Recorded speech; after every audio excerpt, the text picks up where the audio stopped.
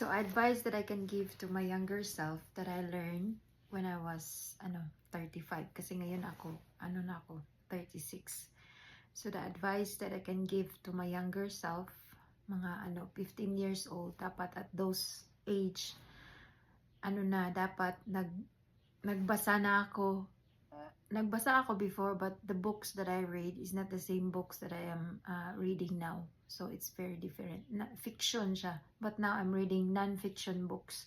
Supposed to be that books na binabasa ko ngayon is dapat yun yung mga binabasa ko noon. So personality help, self-help books, personality development books, yung mga ganun ng mga libro.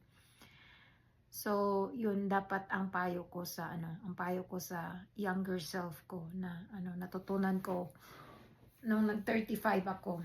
And then listen to second is listen to podcasts, watch videos, learn from YouTubes na yung mga successful people na anong ginawa nila, paano nila ginawa na naging successful sila. Dapat ganun ang pinapanood kong videos, hindi yung hindi yung nanonood ng movies na 4 hours, 5 hours, or watching just mga nonsense things na pinapanood ko sa YouTube.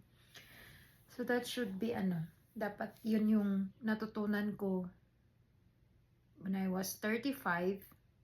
Dapat yun yung payo ko sa younger self ko. Kasi diba, yun yung regret ko sa buhay ko na hindi ko siya, hindi ako nag-search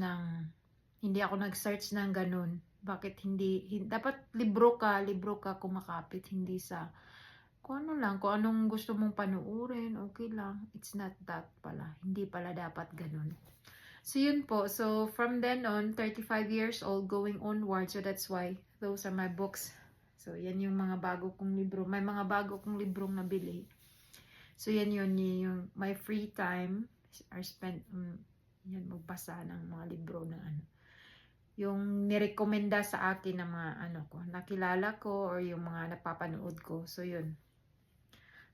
These books are, highly recommended siya. Highly recommended from those people. So, yun po. Yun po ang payo. So, if you're watching this na on your teens ka pa, on your teens or early 20s, ganyan, sa edad mo sa ganyan, dapat magbasa ng mga libro, self-help books, personality development books, invest yourself in learning. Because kaya totoo pala yung sinasabi na learning is a lifelong process. Learning is a non-stop na proseso na hindi never ending process ang tawag nito, ang learning. Dapat ka kahit tapos ka na or non-stop pa rin yan, non-stop pa rin pala siya. I'm reading, so dapat pala ganun siya. Kahit anong trabaho mo sa buhay, anong pinagkakaabalahan mo sa buhay, never stop learning.